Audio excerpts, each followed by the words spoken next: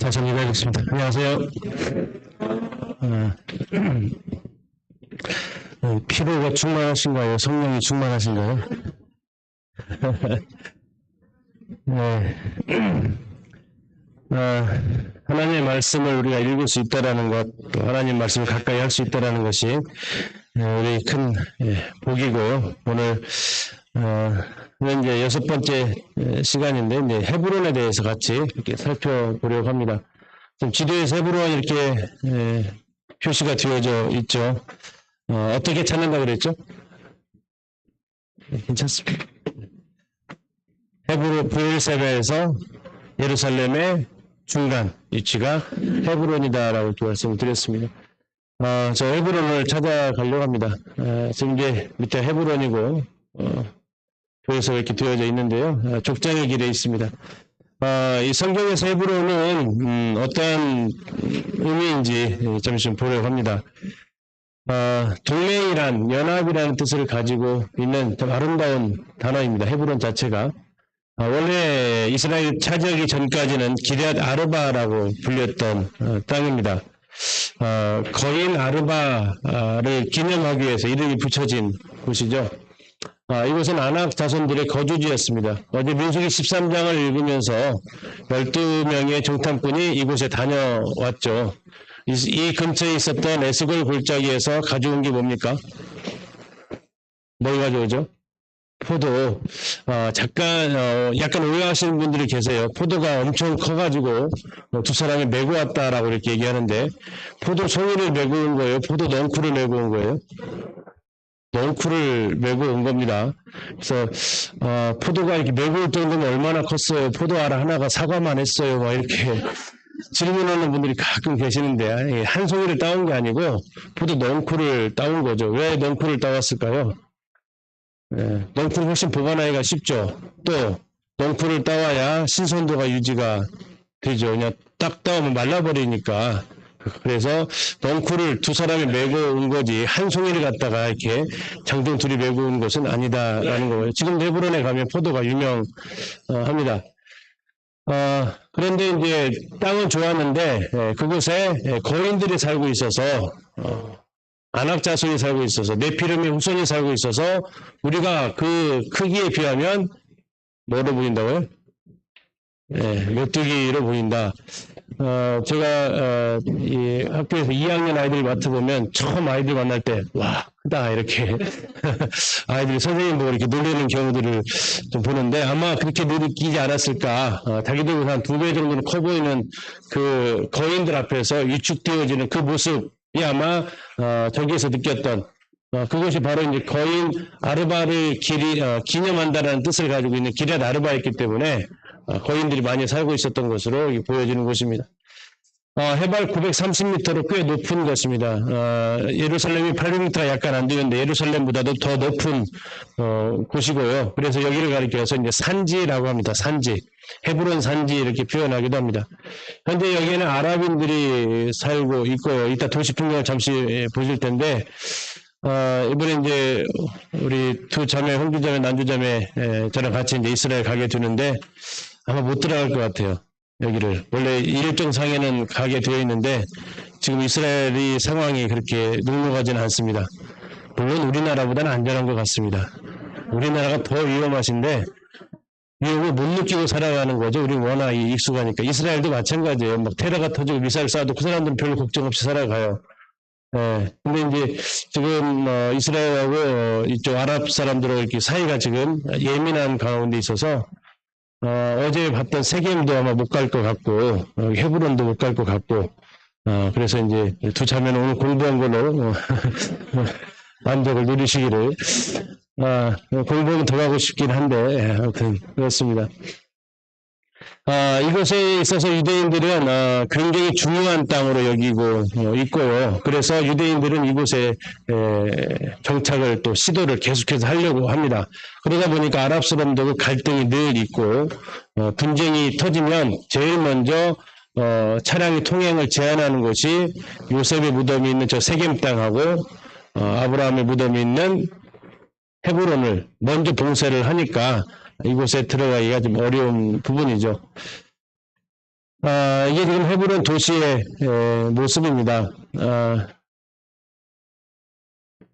크죠? 꽤 큰 도시입니다. 이게 930m 위에 세워져 있는 평야지대가 아니라 도시입니다. 성경에서 이 헤브론과 관련된 일들은 참 많이 있습니다. 앞에서 잠시 말씀드렸던 대로 이곳은 아낙 자손, 거인족이 살았던 동네이고요.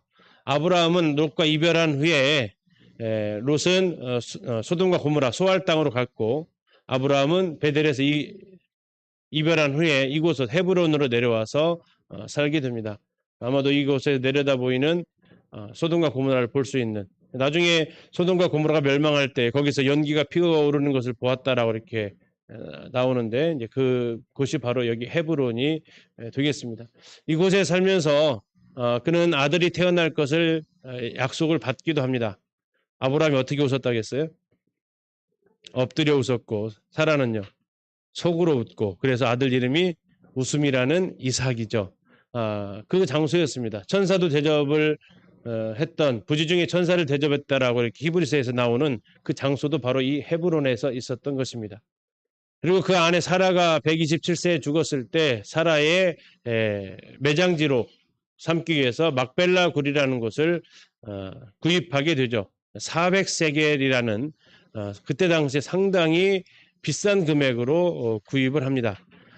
그 23장에 나와 있는 거래하는 장면을 보면 약간 웃음이 나와요. 막 거저 줄 것처럼 아니 쓰세요 하면서 사실 한 400세겔 정도 드는데 뭐 안 주셔도 돼요 하면서 거래하는 듯한 풍경이 나오는데, 그러면 상당히 싸게 불렀을 것 같은데 400세겔을 되게 비싸게 부른 금액이었습니다. 결국 400세겔을 지불하고 사게 되면서 이 땅은 아브라함이 처음으로 값을 지불하고 자기 소유로 등기를 낸 장소가 바로 헤브론이죠. 그래서 이곳에 아브라함과 이삭 그리고 야곱 3대가 묻히게 되고, 그의 부인들 셋이 또 사라와 리브가 레아가 그래서 세 부부가 이곳에 묻히게 되는 것이고, 그곳에 이제 막벨라 굴 그곳에 기념 회당처럼 생긴 것이 있습니다. 4번은 아까 말씀드렸던 대로 정탐꾼들이 다녀갔던 곳이 바로 또 이 헤브론이 되고요. 더 있습니다. 나중에 여호수아를 이렇게 보게 되면 갈렙이 가나안 땅을 7년여 정도의 정복 전쟁이 끝낸 다음에 하나님께서 특별히 여호수아와 갈렙에게는 원하는 땅을 주겠다고 하셨는데, 그때 그 약속을 기억하면서 갈렙이 여호수아한테 가서 요청을 합니다. 뭐라고요? 그때 약속하셨던 땅을 준다고 했는데 내가 다 다녀봤는데 무슨 땅을 달라고요? 저 헤브론 땅을 달라고 하는 겁니다. 근데 그때 당시는 줘도 안 갖는 땅처럼 여겨졌던 것입니다. 왜냐하면 저기를 정복을 해야 돼요. 여호수아가 정복한 것은 큰 틀의 전쟁입니다. 그래서 작은 지역들은 직접 전쟁을 해야 되는데 저기는 워낙 거인족들이 살고 있었기 때문에 감히 엄두를 못 내던 땅인데 갈렙이 당시 85세의 나이로 저 땅을 달라고 하는 겁니다. 그러니까 경쟁이 치열한 땅을 달라고 해야 유익입니까? 아니면 안 갖는 땅을 달라고 해야 유익입니까? 나에게 우선권이 주어졌다면. 치열한 땅을 달라고 했었을 거 아닙니까? 치열한 땅은 참 곳곳에 많이 있을 수 있거든요. 그런데도 불구하고 그는 저 땅을 달라고 하는 겁니다. 왜 달라고 했을까요? 조상들의 묘가 있는 땅이죠. 야곱이 그토록 가고 싶어 했던 저 땅이 헤브론이었고, 아브라함과 이삭이 묻혀 있는 조상들의 묘지가 있는 그 땅을 저 이방인들에게 줄 수는 없었다라는 것이 아마 그가 내린 결론 같습니다. 그래서 그 이 산지를 내게 주소서 하면서 그곳에 가서 얻게 되죠. 그래서 그 땅을 기업을 얻었는데 또 한 번에 이상한 행동을 합니다. 무슨 행동을 하냐면 갈렙이 이 땅을 다시 하나님 앞에 드립니다. 뭘로 드리냐면 도피성으로 드려요. 헤브론이 6개의 도피성 중에 요단 서편에 있는 3개의 도피성 중에 하나가 헤브론입니다. 그렇게 힘들게 얻은 땅, 그 중요한 땅을 다시 하나님께 내어드린 사람이 바로 저 갈렙이고, 그 땅이 바로 저 헤브론입니다. 6번째 보시면 도피성이 있었다고 했죠. 갈렙이 빼앗았기 때문에, 갈렙이 이 땅 저 산지를 취했기 때문에 저 산지를 다시 하나님 앞에 도피성으로 내어드릴 수 있었던 곳이죠. 다윗은 사울에게 쫓겨서 다니다가 사울이 죽은 이후에 7년 반에 걸쳐서 왕이 되는데 그것이 처음으로 왕이 즉위식을 했던 데가 바로 저 헤브론입니다. 그리고 이제 북이스라엘과 통일을 하게 되면서 33년을 왕으로 다스렸던 곳이 예루살렘이고요. 처음 7년 만에 통치를 했던 장소가 바로 저 헤브론이고 또 나중에 압살롬이 다윗을 향해서 반역을 하는데 압살롬이 반역의 출정식을 한 장소도 저 헤브론입니다. 정치는 뭐가 있어야 된다고 합니까? 명분이 있어야 된다고 합니다. 명분. 왜 하필 저 헤브론일까요? 저곳은 민족의 출발지입니다. 처음 기업을 얻은 땅이고 그래서 그곳에서 다윗도 그의 아들 압살롬도 통치의 스타트를 하는 곳. 굉장히 중요한 곳이죠. 나중에 이곳에 솔로몬의 아들이었던 르호보암은 요새를 건축하기도 하고 또 국방의 중요한 요충지이기도 했던 곳 바로 헤브론입니다. 오늘 이 헤브론을 같이 한번 가보려고 합니다. 헤브론은 지금 올라가는 길입니다. 어디서 올라가냐면 저희가 그때 이제 2011년, 12년에 갔던 곳인데 아스글론에서 지중해죠. 그쪽에서 이제 헤브론 산지로 올라가는 길입니다. 자, 올라간다라는 느낌이 나는 길인데요. 버스로 타고 가는 버스에서 촬영을 한 건데 진짜 올라가는 길인지 마이너스 0에서 제로에서 해안선은 제로잖아요. 거기에서 930m까지 올라가는 길입니다. 한번 보실까요? 그러면서 점점 산이 높아짐을 느끼실 겁니다. 여기는 중앙산악지도로 쫙 올라가니까. 그래서 헤브론 정도까지는 한 1000m 정도 됩니다. 그래서 쭉 올라갑니다. 차가 지금 서쪽으로서 동쪽으로 가죠. 방향으로 서쪽에서 여기에 산지로 올라가는구나. 그래서 그 옛날 부르스 사람들은 정말 힘든 거죠. 설명들은 여기 이제 막 올라가는 게 전쟁한 게 대장들은 말 타고 올라가고 쫄병은 걸어 올라가는 게 힘든 길이다라는 가이드가 얘기하는 거예요. 아저씨가 되는 거죠.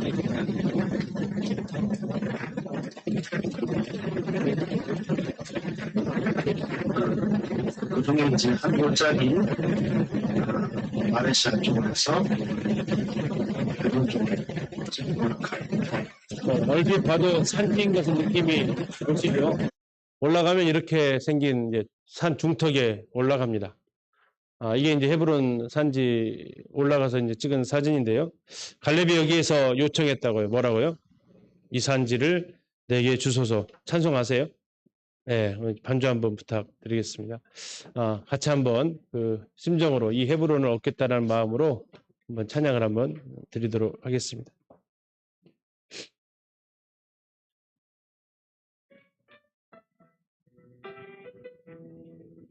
힘있게 부르셔야 산지 얻지. 그렇지 않으면 패배합니다. 힘있게 하세요.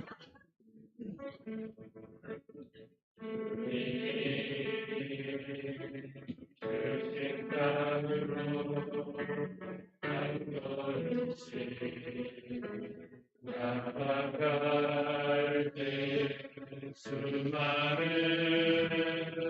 것들과 견고한 성이 날 두렵게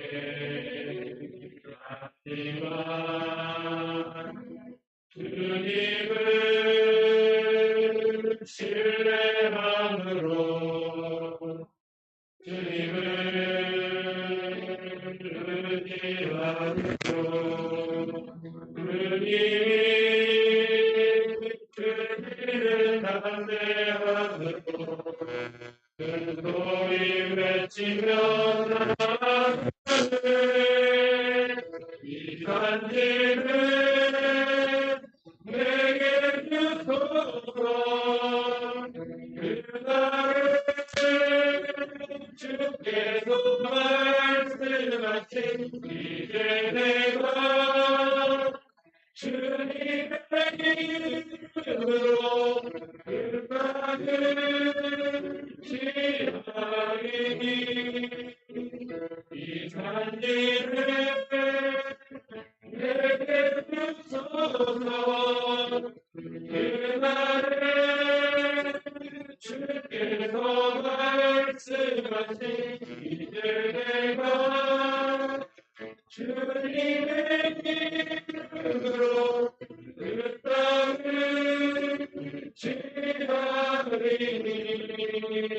예, 감사합니다.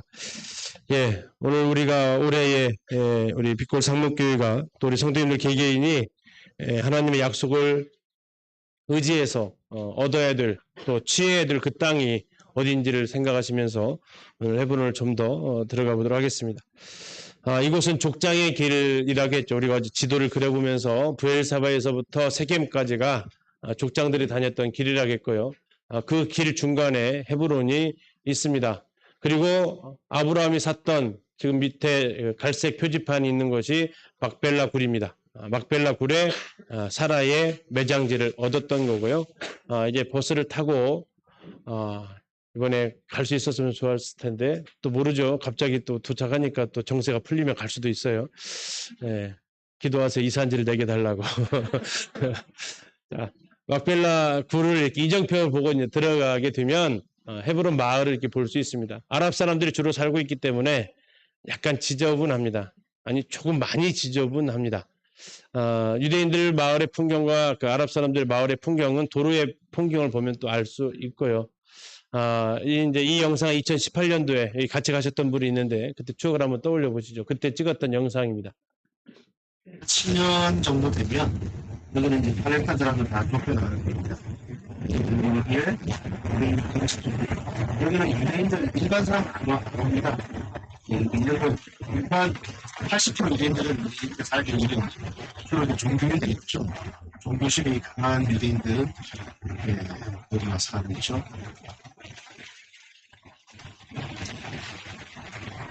지금 그러면 팔레스타인이 있나요? 지금 이제 문제로 살죠. 쫓아내요? 웬만한 사람들이 다 나갔죠. 약간 나가는 거. 그냥 장사 먹을 게 없잖아요. 장사를 해서 주로는 아이들과 노동자들 정도는 가능하죠. 뭐 이제 여기서 가면 아이들이 막 왔어요. 애들 학교도 안 가고 와서 뭐 머리 이런 거 $1 막 팔려고 그러는데 우리 안 쓰러졌죠. 네.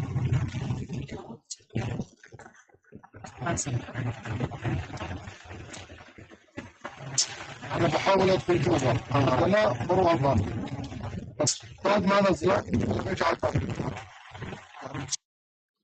예, 도로가 굉장히 좁고요. 2011년도보다 많이 깨끗해진 겁니다. 근데 빈집들이 많죠. 유대인들이 들어와서 이제 정착을 점점 하나씩 지경을 넓혀가는 겁니다. 갈렙의 심정으로 아랍 사람들은 나가고 유대인들은 들어오고 이렇게 해서 이게 유대인들이 땅을 차지하는 전략 중에 하나입니다. 유대인이 한 가정이 들어오면 이스라엘에서 군대를 그쪽으로 보초를 세워주게 되어져 있어요. 그러면 이제 아랍인들 위협감을 느끼게 되죠.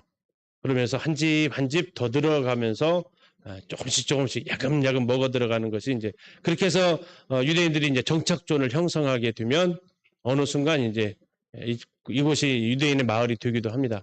현재는 그런 식으로 지금 유대인들이 나라 차원에서는 이렇게 막 하지는 못하고 민간 차원에서 이사를 하면서 이렇게 얻고 있는 곳이기도 합니다.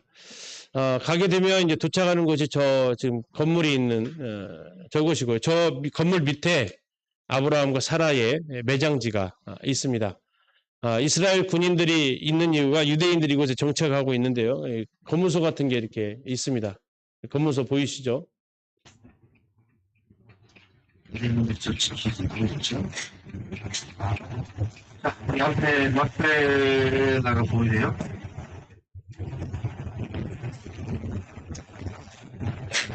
자, 멈추면요. 우리 내려서 우선은 이렇게 화장실 한번 갔다 오셔야 됩니다.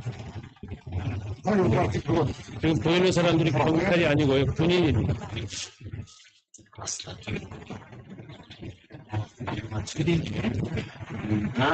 상당히 또 좀 경계스러운죠.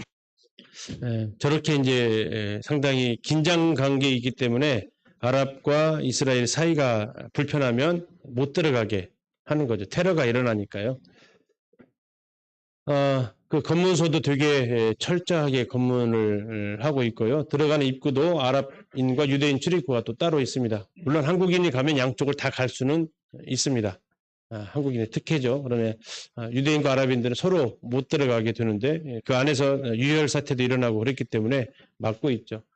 위에서 찍은 사진이 저기 그 건물입니다. 저 밑에 굴 위에다가 저 건물을 세운 거고요. 저 굴 밑에가 이제 이렇게 되어져 있습니다. 건물 안에 6개의 무덤이 이렇게 가운데 있습니다. 가운데 아브라함과 사라의 무덤이 있고, 유대인 구역에 야곱과 레아의 무덤이 있고요. 이슬람 구역에 이삭과 리브가의 무덤이 있습니다. 이건 약간 아이러니입니다. 왜 아이러니냐면 아브라함의 아들이 두 사람이 있었죠. 이삭과 이스마엘이잖아요. 그러면 이 아랍 사람들은 누구의 후손입니까? 이스마엘의 후손인데 그 이스마엘 땅에 누구의 무덤이 있어요? 이삭의 무덤이 있어요. 또 저걸 잘 지켜주고 계세요. 네, 아이러니죠. 아무튼 하고 지금 여기 구멍이 2개가 보이는데요. 이쪽 구멍이 하나 있고 이쪽 구멍이 하나 있습니다. 보통 가면 여기 구멍을 이렇게 보여줘요. 뭐냐면 이게 굴로 들어가는 입구라는 겁니다. 아까 했던 대로 절로 보면 이 구멍으로 들어가서 이 동굴이 지금 저렇게 묻혀져 있다라는 거죠. 저런 이 동굴 속에다가 이 밑에 있는 겁니다. 저 동굴 밑에다가 이제 무덤을 안치를 했다라는 거죠. 저기 4개가 있고 여기 2개가 있고 총 6개의 장례지가 있다라는 겁니다. 들어갈 수는 없게 되어 있고 저기서만 이제 보라고만 이렇게 얘기합니다. 그래서 어디로 보냐면 이 구멍으로 보는 겁니다. 이 구멍으로. 저렇게 되어진 것은 이제 훼손할까봐 두고요. 그 옆에 아까 여기입니다. 여기인데요. 이렇게 되어져 있어요. 사진을 이제 모아놓은 겁니다. 이 카페트로 이게 카페트 보이시죠? 카페트로 덮어놨어요. 이슬람 쪽에 있는데 이슬람 쪽에 가서 이렇게 구경하고 있는데 갑자기 이슬람 아저씨가 저를 부르더라고요. 이렇게 와보라고 하면서 여기에 입구가 또 하나 있다. 또 하나 있다. 보여주겠다. 달라. 그래서 아르바이트 하시더라고요. 그래서 이제 $10 주고 이거 열어줬어요. 열어주고 이제 이게 사진 $10짜리 사진이에요. 사진을 찍고 이제 후딱 덮더라고요.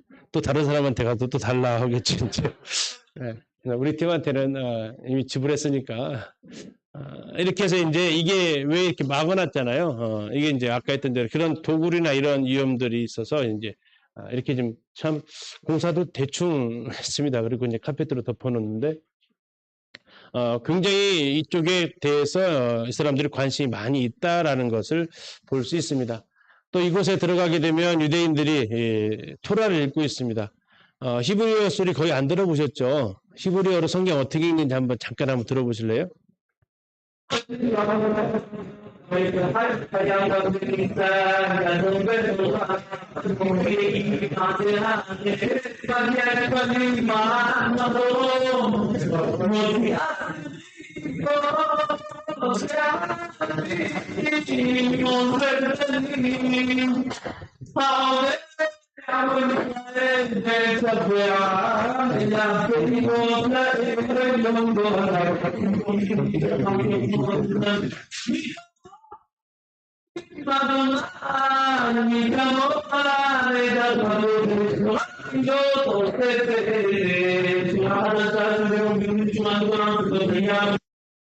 네, 뭐 알아들은 말 있으셨어요? 네, 딱 하나 알아들리네. 아도나이가 나오네, 아도나이. 네. 이렇게 이제 읽는데 이 사람들 계속 머리를 왔다 갔다 합니다. 이따 통독하실 때, 점심 먹고 통독하실 때 이렇게 한번 정신 사나운데 이걸 계속해요. 진짜 계속 흥경을 왔다 갔다 하면서 이렇게 소리내서 이스라엘과 우리나라의 도서관의 풍경은 완전히 다르죠. 우리나라는 도서관 가면 첫 번째 에티켓이 뭐예요?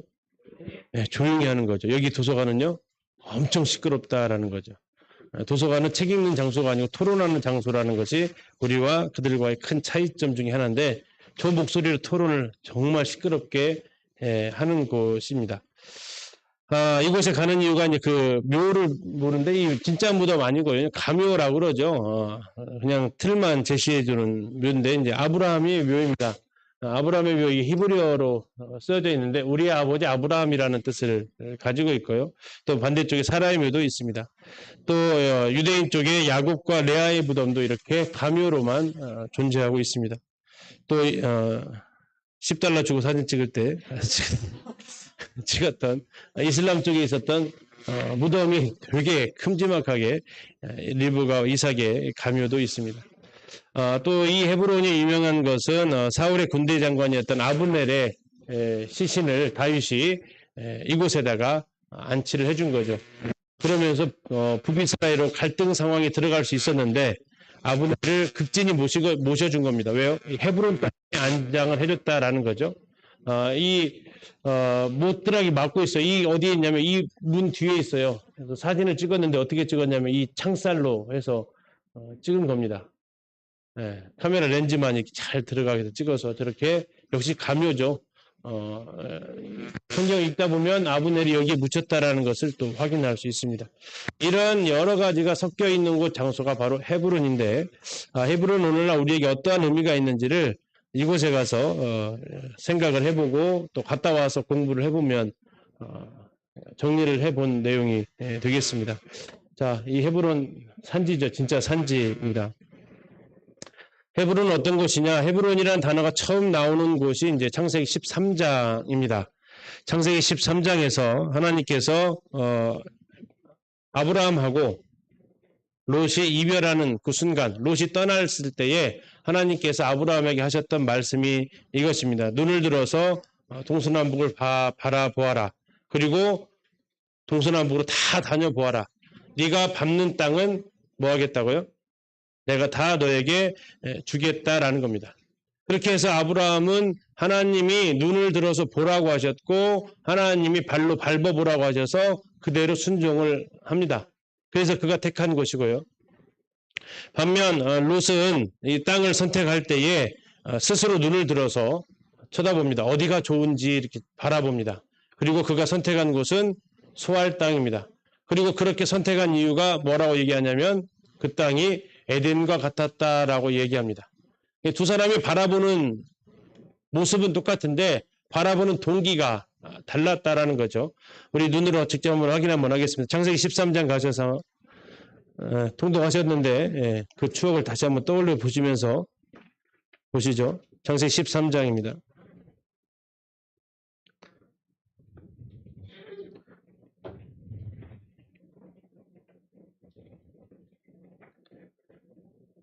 (13장) 14절입니다. 롯이 아브라함을 떠난 후에 여호와께서 아브라함에게 이르시되 너는 눈을 들어 너 있는 곳에서 북쪽과 남쪽 그리고 동쪽과 서쪽을 바라보라. 보이는 땅을 내가 너와 내 자손에게 주리니 영원히 이르리라.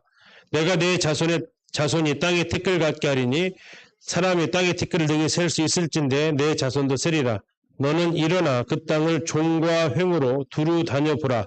내가 그것을 너에게 주리라. 이 아브라함이 장막을 옮겨 어디로 갔어요? 헤브론에 있는 마므레 상수리 숲풀에 이르러 거주하며 거기서 여호와를 위하여 제단을 쌓았습니다.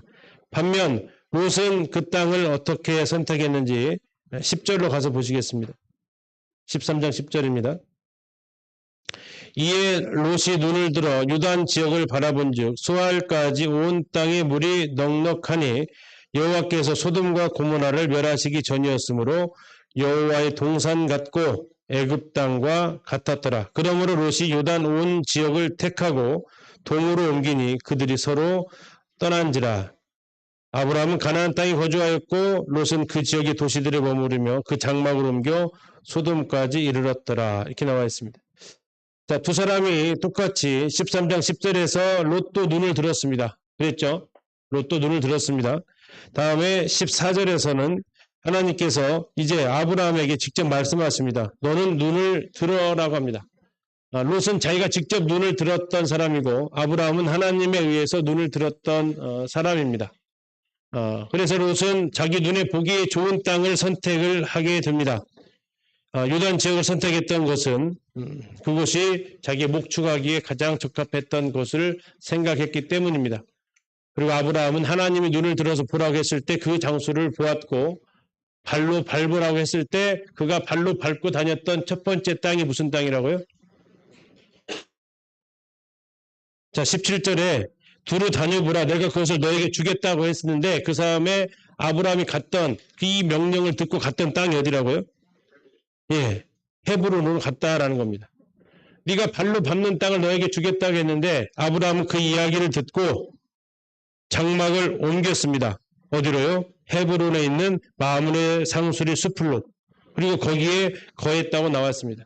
그 밟는 땅 그에게 주겠다고 약속하셨고 결국 이 헤브론은 우리가 아시는 대로 사라의 매장지로 아브라함이 첫 번째 자기 비용을 드리고 산 땅이라는 겁니다. 하나님께서 우리에게 보여주신 것을 보는 걸 이걸 가리켜서 비전이라고 합니다. 집에 비전 하나씩 다 있으시죠? 무슨 비전? 텔레비전. 텔레비전의 뜻이 뭐예요? 멀리서 보여준다고 해서 텔레비전입니다. 우린 텔레비전을 보지 마시고 하나님의 비전을 보셔야 됩니다. 내가 보고 싶은 걸 보는 것을 비전이라고 하지는 않습니다. 우리는 그걸 꿈이라고 얘기합니다, 보통. 또는 야망이라고 표현합니다. 하나님이 보여주신 것을 보는 것은요, 이걸 가리켜서 비전이라고 하는 겁니다. 우리가 보고 싶은 걸 보는 것, 이게 롯이 보는 방식입니다. 하나님이 보여주신 것을 보는 것, 이게 아브라함이 보는 방식이고요. 그리고 우리는 똑같이 행동으로 옮깁니다. 롯도 자기 눈을 들어서 보기 좋은 곳으로 갔고 아브라함도 하나님의 말씀을 따라서 장막을 옮겨서 갔습니다. 그러나 잘 아시는 대로 두 사람의 운명은 완전히 갈라집니다. 우리는 무엇을 보고 움직이고 있는가 하는 거죠. 하나님께서 나에게 보여주신 것, 하나님이 나에게 말씀하신 것, 하나님이 나한테 말씀해 주시고 싶은 것, 그걸 보고 움직여가는 삶. 그리고 그걸 정말 봤다면 그 땅에 베델에 계속 머물러 있지 아니하고 그가 어디로 갔습니까? 헤브론으로 장막을 옮겨갔습니다. 발로 밟는 땅을 준다고 했으면 발로 밟으러 옮겨가야 되는 거죠. 자, 이 헤브론은 하나님과의 연합의 장소입니다. 하나님께서 나에게 오늘날 말씀해 주시고 그 말씀에 따라서 내 발걸음을 옮기는 장소, 헤브론. 오늘날 우리에게 금년 2023년에 하나님께서 우리에게 눈을 들어 보라고 하신 곳, 그것이 무엇인지를 하나님 앞에 묻고 우리는 헤브론으로 마무리 상수리 숲으로 옮겨야 됩니다. 두 번째 이제 헤브론에 가면 볼 수 있는 나무입니다. 무슨 나무일까요? 방금 보셨던 말씀에 있습니다. 상수리 나무입니다. 이게 뭐 그쪽 헤브론 사람들은 아브라함의 상수리 나무라고 많이 우기는데 아무리 봐도 그런 것 같지는 않습니다. 이렇게 되려면 이게 4,000년 된 나무여야 되는데 4,000년 된 나무는 같지는 않고 대신 정직하게 말하면 같은 품종의 나무인 것은 맞는 것 같습니다. 여기 가서 여기서 이 도토리 열매가 열립니다. 그리고 그 열매를 사왔습니다. 그냥 주시는데 눈빛이 수고비가 들어갔다라고 이렇게 눈빛이 있어서 대표로 진행부에서 돈을 주고 이렇게 엽서도 사고 도토리도 사오고 했죠. 같은 품종입니다. 마물의 상수리 수풀이기 때문에 상수리 나무라는 거죠. 자, 이곳에서 아브라함은 대부분의 시간을 여기서 보냈다라고 우리는 봤습니다. 이곳에서 롯이 잡혀갔다는 소식을 듣고 318명의 군사를 데리고 가서 롯을 구원해 주기도 했죠. 그 장소를 들었던 장소가 바로 여기 있었고 318명의 군사를 훈련시켰다는 얘기는 적은 규모가 아닙니다. 개인의 사병이 318명이라는 얘기는요. 그것은 바로 그의 평소의 삶의 훈련의 장소였다라는 거고요. 또 롯을 구해주는데 자기만 가지 않았죠. 누구랑 같이 갔습니까? 연합군을 형성해서 갔습니다. 그곳에서 롯을 구해줄 수 있는 힘을 어쩌면 그가 키웠던 구제의 장소이기도 했습니다. 또한 이곳에서 아브라함은 부지 중에 천사를 접대했다고 했죠. 그래서 이삭을 약속을 받기도 합니다. 이곳은 접대의 장소였습니다. 아브라함이 이곳에서 하나님의 친구라는 지위를 얻었습니다. 소돔과 고모라를 멸망하러 가기 전에 내가 내 친구 아브라함한테 이거 알려주지 않고 어떻게 가겠냐. 그곳에 그의 조카도 살고 있는데 하면서 아브라함을 가리켜서 하나님의 벗이다라는 칭호를 들었던 그런 교제의 장소였습니다. 또한 아브라함은 이곳에서 소돔과 고모라를 향해서 롯을 위해서 중보 기도했죠. 50, 40 이렇게 숫자를 줄여가면서 10명만 있어도 제발 좀 불쌍히 여겨달라고 했던 중보의 기도의 장소가 바로 이 헤브론이었습니다. 헤브론은 아브라함의 삶이 그대로 녹아있는 장소입니다. 그의 하나님을 향한 신앙의 모습이 삶에 그대로 투영되어진 곳, 그곳이 헤브론입니다. 신앙은 삶이죠. 그죠? 신앙은 살아내는 것입니다. 신앙은 이론이 아니고 신앙은 철저하게 현실이고 우리 생활 속에서 이루어져야 될 현실입니다. 사람이 왜 사람인 줄 아세요? 우리나라 사람의 어원을 이렇게 연구하는 분이 이게 뭐 100% 정설이다라고는 할 수 없습니다. 그냥 어원을 연구하는 거니까 그분이 연구한 바에 의하면 사람이라는 단어는 두 단어가 만나서 이루어졌다라고 하죠. 뭡니까? 삶과 삶이 만나서 사람이 됐다라는 겁니다. 그것은 무슨 뜻일까요? 누가 사람이라는 거냐면 사는 만큼 알고 아는 만큼 살아가는 게 사람이다라는 겁니다. 그러면 아는 만큼 못 살면요? 무서운 말이 되죠? 사람이 아니다라는 겁니다. 그래서 이런 말이 있죠. 사람이면 다 사람이냐? 사람다워야 사람이지. 뭐 이런 말이 있죠. 그 말이 왜 나왔냐? 네가 정말 삶과 삶이 일치되고 있느냐라는 거죠. 뭐 그래서 이것으로 되어진 고사성어가 뭐 지행일치, 아는 대로 알과 행은 같아야 된다. 언행일치, 말과 행동은 같아야 된다라고 이렇게 한자 성어에서도 이야기하고 있습니다. 이 사람이라는 단어, 우리가 가지고 있는 그 단어 자체도 또 삶과 알은 일치가 되어져야 된다라는 거죠. 말만 번지르한 게 신앙이 아니고 보여지는 게 다 삶이 아니고 교회 안에서의 모습이 다 신앙이 아니고 생활 속에서 내가 집에 돌아갔을 때의 그 삶이 진정한 그 사람의 신앙의 모습이다라는 거죠. 교회 안에서의 모습은 대략 약간 포장되어져 있고요. 꾸며져 있는 거죠.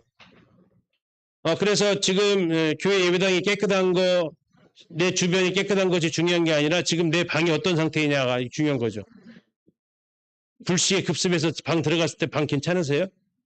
그게 지금 내 어쩌면 삶의 현실이다라는 겁니다. 예쁘게 내 얼굴 화장하고 꾸미고 옷 매무새 하고 왔지만 정말 내가 그렇게 하고 나온 뒤 흔적은 어떠냐라는 거죠. 그래서 우리나라에서도 아름다운 사람은 머문 자리도 아름답다. 분명히 아름답게 하고 나왔는데 머문 자리가 엉망이면 그건 아름다운 사람이 아니다라는 거죠. 나의 삶은 삶과 삶이 일치되어지고 있느냐? 어느 예화집인지 실화인지는 모르겠지만 어느 목사님이 이렇게 강단에서 이렇게 설교를 하시는데 밑에서 설교를 듣고 있던 사모님이 한마디 하셨다고 합니다.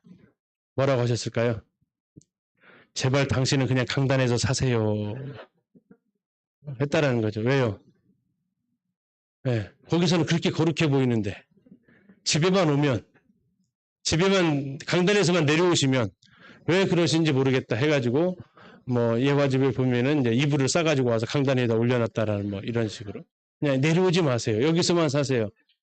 내려오시면 삶과 삶이 일치가 안 되니까 말하는 것과 사는 것이 일치가 안 되니까 그냥 그 자리에서 사시라고 이렇게 이런 부분들이 이제 우리가 참 어려운 부분들이죠. 내가 정말 알고 있는 것을 삶 속에서 실천해내고 있느냐라는 겁니다. 어떤 거요? 훈련이 필요하다라는 거 알느냐? 그럼 내가 정말 훈련하고 있느냐라는 거죠. 또 우리가 삶 속에서 구제가 중요한 걸 알고 있다? 그러면 정말 구제하느냐라는 겁니다. 접대가 중요한 걸 알고 있다면 접대를 하고 있느냐 하는 것이 우리의 모습이지 내가 알고 있는 것이 내 삶의 내 신앙의 척도가 아니다라는 겁니다. 살아내고 있느냐라는 거죠. 이것이 헤브론에서 생각해보는 모습들입니다. 아브라함은 이곳에서 자신이 알고 있는 것, 자신이 가치 있다고 생각하는 것을 삶으로 보여준 장소가 바로 이곳이라는 거죠. 신앙은 첫 번째 하나님과의 연합의 장소입니다. 하나님을 만나는 곳이어야 됩니다. 그는 그곳에서 헤브론에서 하나님을 만났습니다. 두 번째 그곳은 삶과 신앙이 만나는 곳이어야 됩니다. 삶 따로, 신앙 따로가 아니라 말하는 것 따로, 행동하는 것 따로가 아니라 일치되어져야 되는 물론 뭐 우리가 누가 이렇게 100% 일치할 수 있겠습니까? 그러나 그것을 향해서 우리가 적어도 나아가야 된다는 것을 생각해 보는 곳 헤브론입니다. 세 번째 헤브론은 소망과 헌신의 연합의 장소입니다.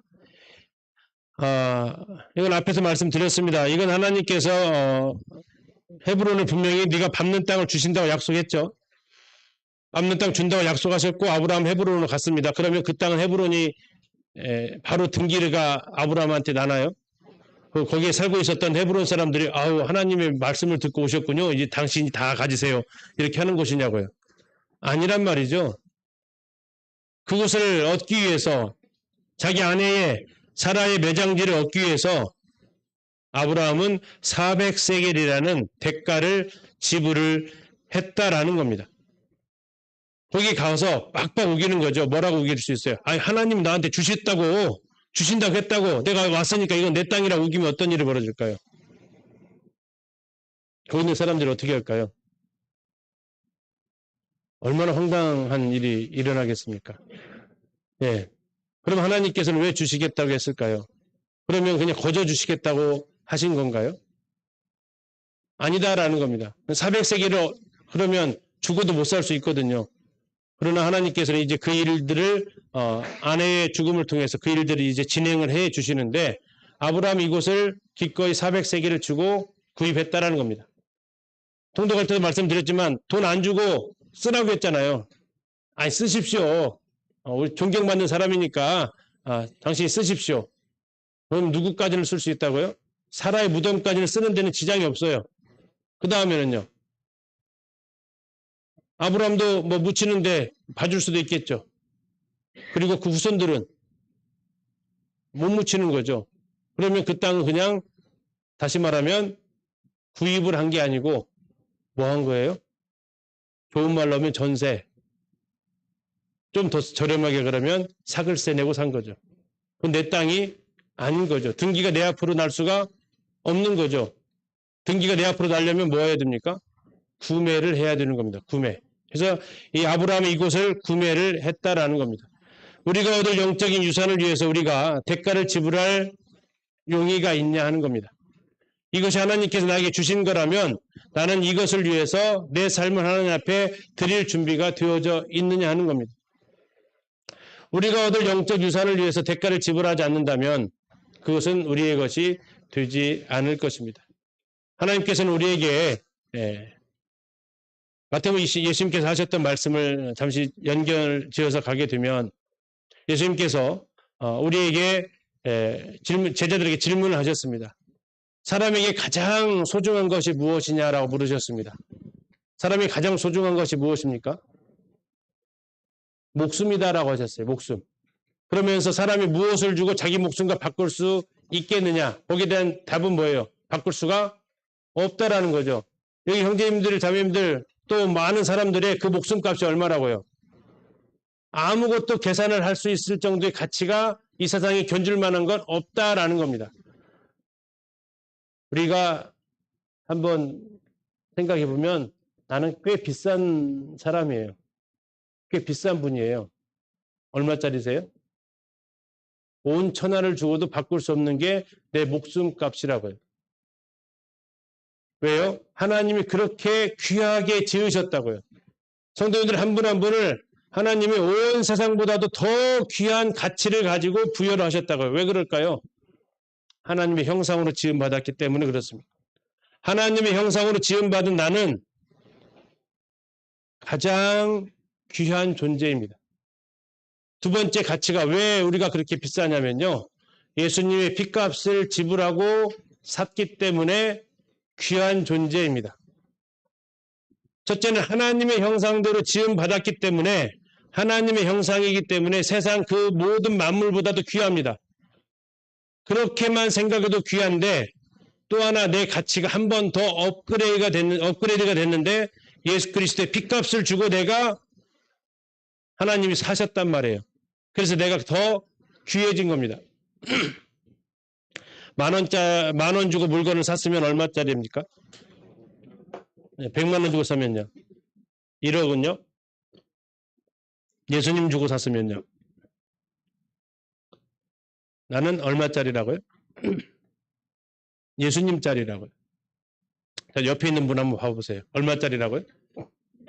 얼마짜리요? 얼마짜리로 보이세요? 예수님짜리라고요. 예수님짜리. 고린도전서 8장에서 그걸 이렇게 표현하고 있습니다. 너희 작은 형제 중에 하나라도 실족해 하지 마라. 그는 그리스도께서 위하여 죽으신 형제다라는 겁니다. 그리스도께서 위하여 죽으신 자매라는 거예요. 그렇게 귀하다라는 겁니다. 그러면 왜 그렇게 귀하게 만들어 놓으셨을까 하는 거죠. 그래서 사람의 목숨이 그렇게 귀하기 때문에 흔히 말하는 대로 강도가 와서 칼 들고 목에다 대면 다른 거 다 내놓을 수 있다라는 겁니다. 왜? 그걸 가지고 내 목숨과 맞바꿀 수는 없기 때문에. 그러면 이 땅에 우리가 살아가는 이유가 뭘까요? 내 목숨을 위해서 살아가야 되냐 이거죠. 그 말씀을 하시고 나서 예수님은 약간 반대되는 말씀을 하십니다. 온 천하보다도 목숨이 귀한데 그 목숨을 얻으려고 하면 잃을 것이고 잃으려고 하면 얻을 것이다 라고 하세요. 네가 천하보다 귀한 목숨을 줬는데 그걸 가지고 목숨을 위해서 살아가면 결국은 잃어버릴 것이고 천하보다도 귀한 목숨을 줬는데 그걸 하나님을 위해서 드리려고 한다면 너는 다시 그것을 얻게 될 것이다 라는 겁니다. 우리의 목숨을 다시 한번 업그레이드 할 수 있는 기회가 생겼어요. 이건 이제 우리에게 주어진 기회입니다. 어떻게 해요? 내 목숨보다 더 귀한 게 있다라는 겁니다. 이 세상에는 근데 없다라는 거예요.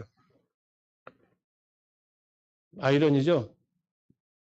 내 목숨보다 귀한 것은 있는데 그래서 이 목숨을 바칠 만한 게 있는데 이 목숨보다 귀한 건 이 세상에는 없다라는 겁니다. 그럼 어디에 있다라는 겁니까?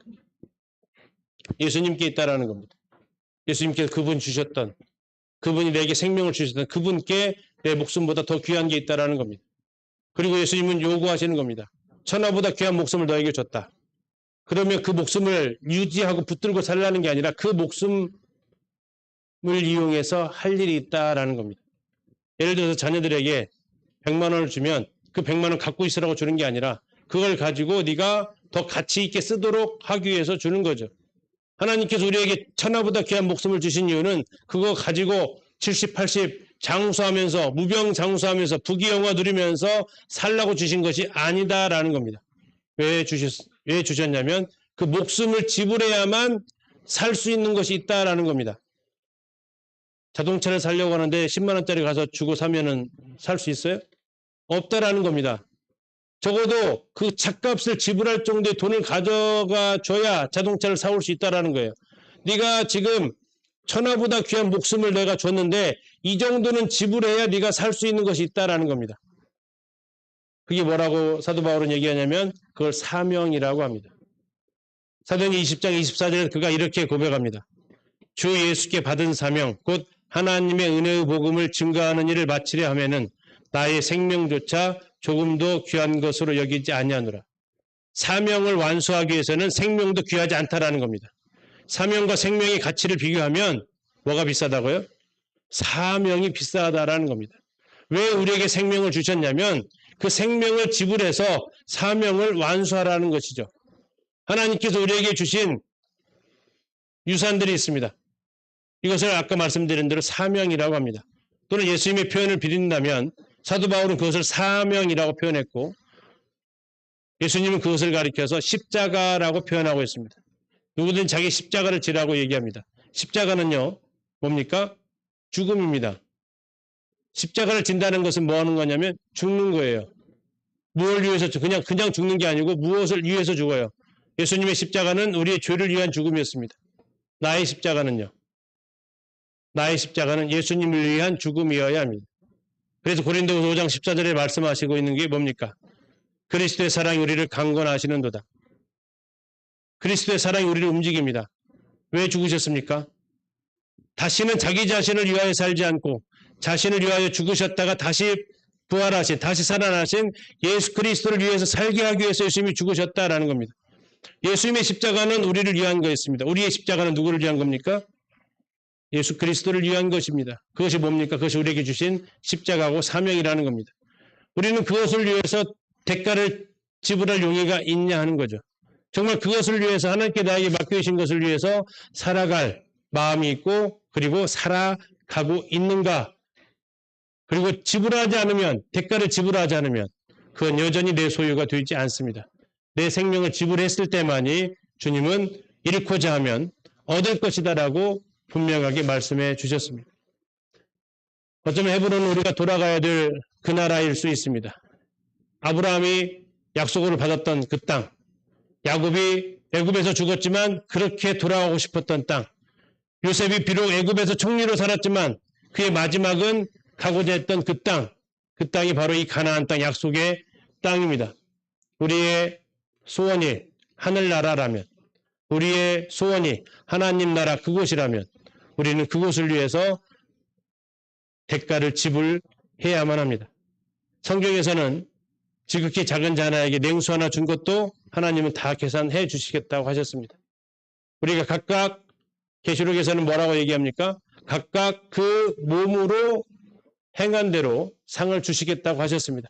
대가를 지불한 만큼 우리는 받을 것이라는 거죠. 우리는 그 땅, 하나님이 주신 그 땅, 하나님이 나에게 소망으로 주셨다면, 정말 그걸 내가 소망으로 믿고 살아간다면 그것을 위해서 우리는 헌신할 수 있어야 된다는 얘기입니다. 헌신하지 않았다는 얘기는 안 믿었다라는 겁니다. 하나만 비유해 볼까요? 예를 들어서 이 건물이 1년 후에 100억이 된다고 하시면 이거 사실래요? 아니면 전세 끝나고 나가실래요? 너무 터무니없어서 대답 안 하시나요? 어떻게 하실래요? 근데 나가면 이 말을 믿었다는 거예요? 안 믿었다는 거예요? 안 믿기 때문에 나가요. 근데 믿지는 마세요. 그렇게 안 올라갈 거니까. 네. 중요한 건 뭐냐면요. 정말 내가 믿으면 투자한다고요. 투자 안 하는 것은요. 안 믿기 때문에 그래요. 그건 그냥 확연히 드러나는 겁니다. 믿는다면, 소망이 내가 하늘에 있다면 그 나라를 위해서는 무엇을 투자하고 있느냐. 정말 내가 그 나라를 위해서 투자하고 있다면 나는 그것을 믿는 거고, 그 나라를 위해서 하나도 투자 않고 이 땅에서 조금 더 잘 먹고 이 땅에서 조금 더 편하게 살고 이 땅에서 조금 더 수입을 늘리고 이것을 위해서 자꾸 내가 시간을 쓰고 물질을 쓰고 있다면 나는 천국 안 믿는 거예요. 믿고 있다고요? 무엇로 증명해 보이냐고요? 무엇을 위해서 내 시간과 내 에너지와 내 물질을 쓰고 있느냐가 내가 어디에 소망을 두고 있는지를 증명하는 가장 구체적인 수단이 될 수 있다는 겁니다. 우리가 믿고 있다면, 바라고 있다면 그곳에 우리가 헌신이 함께 이루어지는 겁니다. 마지막입니다. 자, 3번 봤습니다. 첫 번째가 헤브론은 뭐와 뭐의 연합이라고요? 하나님과 연합입니다. 하나님과 교제하는 장소여야 됩니다. 두 번째는요? 뭐와 뭐의 연합입니까? 예? 신앙과 삶의 연합입니다. 삶과 알미, 일치가 되어져야 되는 곳입니다. 세 번째는요? 소망과 헌신의 연합입니다. 헤브론 자체가 연합이라는 뜻을 가졌다고 했죠. 마지막은요. 헤브론은 기업과 사명의 연합입니다. 여호수아서에서 우리가 볼 수 있는 장면이었고 우리가 방금 전에 찬양을 불렀던 부분입니다. 헤브론은 하나님께서 갈렙에게 요청하는 대로 주겠다고 했고 그는 그 많은 땅 중에서도 이 땅을 선택합니다. 조상들이 선택했던 그 땅이죠. 그러나 그 땅은 얻기 쉬운 땅이 아니었습니다. 거기에는 거인족 속들이 살고 있었고 12명의 정탐꾼들이 그 땅을 밟고 와서 우리는 거기 들어갈 수 없다라고 이미 결론 나버린 땅입니다. 거기는 우리가 그들 앞에 섰을 때 우리는 메뚜기 정도의 수준밖에 안 됐다라고 이미 검증된 땅, 어려운 땅입니다. 갈 수 없는 땅입니다. 견고한 성입니다. 쫓아낼 수 없는 땅입니다. 갔다가 괜히 한 대 쥐어 맞고 와야 되는 그 땅일 수 있다라는 겁니다. 근데 주님께서 주신다고 약속했습니다. 네가 요청하면 그 땅을 주겠다고 했습니다. 그래서 갈렙은 가겠다고 합니다. 그날에 주께서 내게 약속하신 그 땅 저는 가겠습니다. 라고 그가 담대하게 외칩니다. 주님은 네가 편한 땅 주시겠다고 하시지 않았습니다. 어려운 땅이라 하더라도 주님은 함께 가시겠다고 하셨습니다. 시편 23편에 보면 장소가 4군데가 나옵니다. 4군데 중에서 어디 가고 싶은지 고르세요. 첫 번째, 푸른 풀밭 있습니다. 푸른 풀밭, 푸른 초장. 두 번째, 쉴 만한 물가 있습니다. 세 번째, 사망의 음침한 골짜기 있습니다. 네 번째, 원수들의 나를 노려보는 원수들의 목전이 있습니다. 자, 어디 가실래요? 물어보나 마나. 고민은 1번이냐 2번이냐 고민이지 3번 4번은 이미 제껴놓은 거고.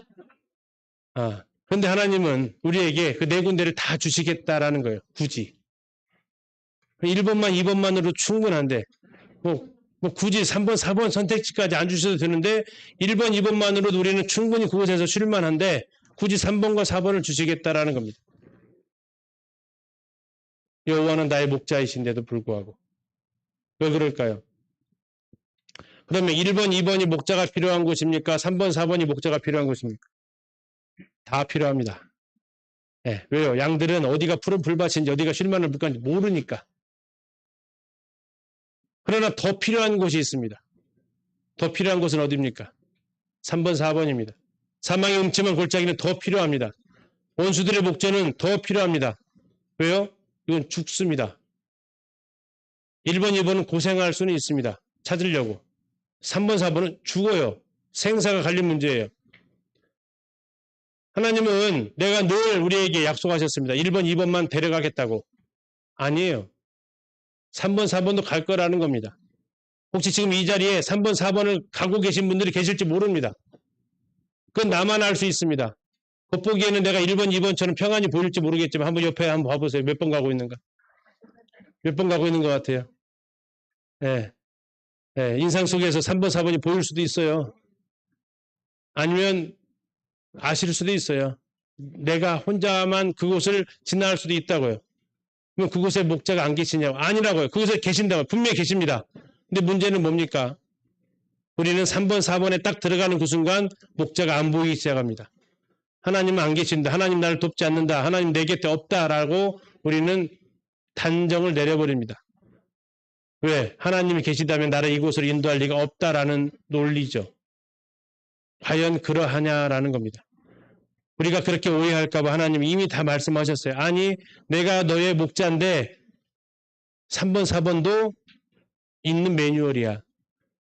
하나님 지금 실수하신 거 아니에요? 잘못 저를 여기다 두신 거 아니에요? 아니야. 원래 있는 매뉴얼이고 원래 그곳에 가기로 되어져 있어.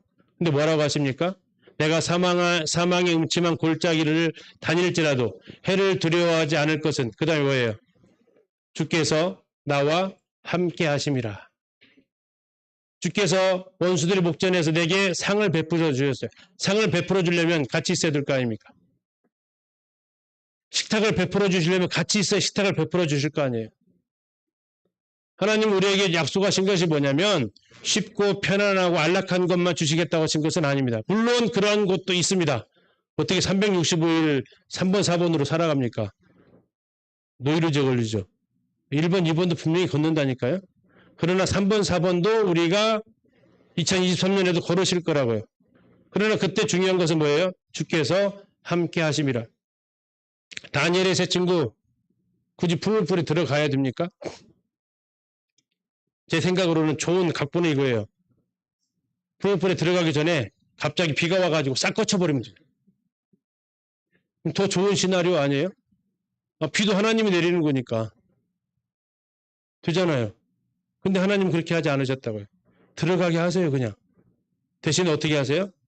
같이 들어가시는 거예요, 같이. 그래서 같이 다니신다고요. 제해버리는 게 아니라 함께 하신다라는 게 하나님의 약속이라는 겁니다. 다니엘, 굳이 사적을 들어가야 돼요? 사적을 들어가지 않을 좋은 시나리오 뭐가 있을까요? 그냥 미리 그냥 바이러스 보내가 다 죽여버려요? 우리의 시나리오는 굳이 거기 들어가야 돼? 그 어려움을 내가 겪어야 돼? 하나님이 계시다면, 하나님 살아계시다면, 더 좋은 말, 하나님 사랑이시라면, 왜 내가 그곳에 가게 놔두지? 이건 내가 지금 뭐 하고 있냐면, 오해했다라는 겁니다. 하나님에 대해서 오해하고 있다라는 거예요. 왜 오해합니까? 내가 생각은 하나님의 상이 있어요. 하나님의 성품이 내가 생각한 하나님의 성품이 있어요. 하나님 어떤 분이세요? 좋으신 하나님. 이 노래만 불러요. 네. 사랑의 하나님, 좋으신 하나님, 은혜의 하나님. 이러니까 하나님이 감히 3번, 4번에다 둔다는 상상을 못한다고요. 3번, 4번 들어가는 그 순간 하나님은 지금 나를 떠났다라고 생각한다고요. 이건 내가 지금 뭐 하고 있냐면 10계명의 2계명을 어기고 있다고요. 10계명의 2계명이 뭡니까? 우상을 3개 만들지 말아야겠습니다. 우상을 3개 만드는 근본적인 이유는 자기를 위한 겁니다. 그런데 우상을 3개 만들지는 않는데 하나님을 세게 만듭니다. 제자들이 그렇게 예수님하고 부딪혔던 이유가 뭔지 아세요? 제자들은 뭐라고 그랬습니까? 예수님 왕이 예루살렘에서 왕으로 입성하면 자기가 한 자리씩 다 할 줄 알았어요. 근데 예수님 자꾸 3번에 걸쳐서 뭐라고 하시냐면 나 예루살렘 가면 죽을 거야. 근데 걱정 마, 부활한다. 근데 부활은 들어오지도 않아. 죽는데. 죽으면 어떻게 돼? 지금 동안 따라다녔는데 이분 죽어버리면 어떻게 돼? 끝장나는 거죠. 아니 역도의 무리로 같이 잡혀가는 거잖아요. 그러니까 베드로가 가이사랴 빌립보에서 뭐라고 얘기해요? 주님 땡! 보지 마세요. 거짓말. 그말 입에 덜지 마세요. 주님을 책망했다고요. 왜? 주님 그러면 안 되죠. 주님 그러시면 안 되는 분이에요. 내 시나리오에 그런 주님은 없어요. 주님은요 왕으로 올라가셔야 돼요. 그래야 나도 한 자리 해먹죠. 이게 그들이 가지고 있었던 메시아에 대한 사상이었어요. 근데 주님은 그것이 아니래요. 한 번도 아니고 3번에 걸쳐서 나는 죽으러 간다 얘기하시는 그때마다 당황해요. 근데 그 말들을 못 알아들어요. 그러니까 그들이 예수님이 그 말하고 나왔을 때 그 다음에 이어지는 그들의 행동은 뭔지 아세요? 누가 크냐 했어요. 누가 크냐. 나는 죽으러 가는데 그들은 누가 크냐로 싸우고 있다고요. 왜? 설마 죽겠어? 설마 예수님이 이렇게 민중의 지지를 받고 죽겠어? 그분은 왕으로 올라가시겠지? 그러면 야 네가 높으냐 내가 높으냐? 네가 원신만이냐 내가 원신만이냐? 이 싸움하고 있었다고요. 왜요? 그들이 생각했던 예수님의 상은 왕으로서 등극하시는 거였어요. 우리가 성경을 왜 읽으세요? 왜 공부하시고요? 오해하지 않기 위해서요. 저 사두개인처럼 하나님의 능력도 성경도 알지 못함으로 오해했다고 하시는데 오해하지 마세요. 하나님에 대해서. 예전에 제가 오해를 많이 했어요. 제가 아이들 5을 키우면서 무슨 기도 제일 많이 한 줄 아세요? 하나님 안 아프게 해주세요 했어요. 하나님 안 아프게 해주세요. 하나님 그 기도 들으시면서 웃으셨을 것 같아요. 너는 맨날 1번, 2번이냐? 아니야, 3번, 4번도 있다. 왜 3번, 4번이 있어요? 어른들이 그러잖아요. 아픈 만큼 큰다고. 안 아프면 안 커. 아파야 커. 알고 나서 기도가 바뀌었어요. 뭐라고 바뀌었을까요? 아픔을 이겨낼 수 있게 해주세요로 바뀌었어요. 아픔을 이겨낼 수 있게 해주세요. 그 아이가 더 건강한 아이 아닙니까? 안 아프고 큰 아이보다 편하겠죠. 그러나 더 중요한 건 아픔이 왔을 때 그 아픔을 이겨낼 수 있는 아이가 되어야겠죠. 한 번도 실패하지 않는 아이를 원하십니까? 아니죠. 실패했더라도 다시 일어나는 것이 더 건강한 거죠. 그래서 하나님은 쉴만한 물가 좋습니다. 푸른 초장 좋습니다. 그러나 사망의 음침한 골짜기를 지나고 나서 우리는 하나님이 나를 지키시고 보호하셨다는 것을 비로소 압니다. 하나만 딱 생각해 보시다 알아요.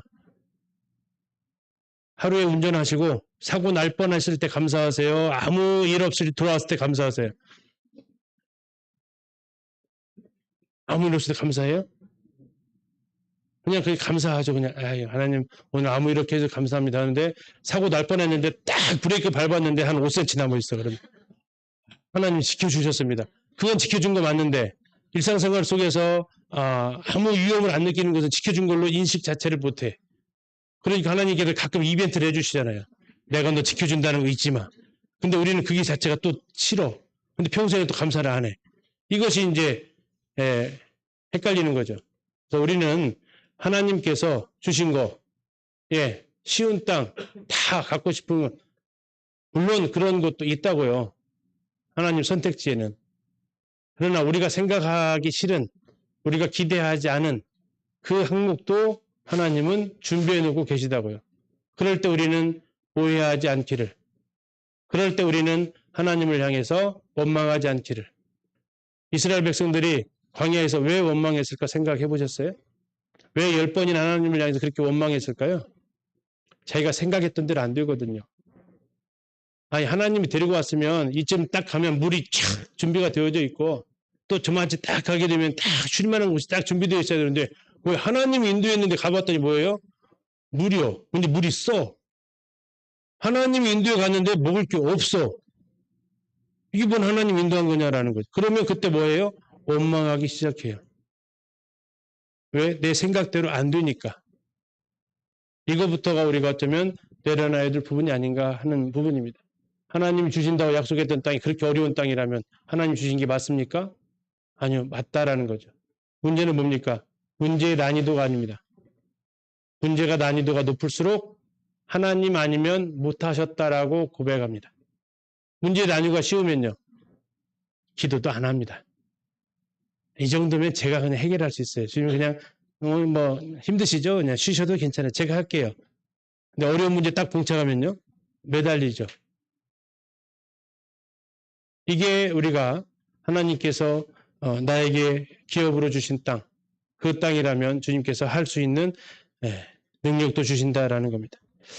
헤브론 같이 살펴보았습니다. 헤브론 하나님과의 연합의 장소입니다. 주님과 소통하세요. 주님이 보여주시는 것을 볼 수 있기를 기도하는 한 해가 되기를 바랍니다. 그것은 신앙과 삶이 연합되어지는 장소입니다. 매일의 삶이 318명 훈련시키는 장소, 부지 중에 손님 접대하고요. 부지 중에 중보기도 하고요. 그 자체가 그냥 그 삶이 되어지는 장소, 그것이 바로 헤브론입니다. 하나님께서 주시겠다 했다면 그것을 위해서 기꺼이 투자하고 기꺼이 헌신할 수 있는 장소입니다. 하나님께서 주신다고 했다면 어렵고 쉽고의 문제가 아닙니다. 그 땅을 하나님을 힘입어서 주님이 주신 힘으로 그 땅을 얻을 수 있는 시편 23편의 4가지 땅이 우리가 다 하나님을 경험할 수 있는 그 땅이 됩니다. 헤브론 연합 생각하시면서 우리의 삶이 올 한 해 하나님과 더 연합된 시간이 되기를 기도합니다. 감사합니다.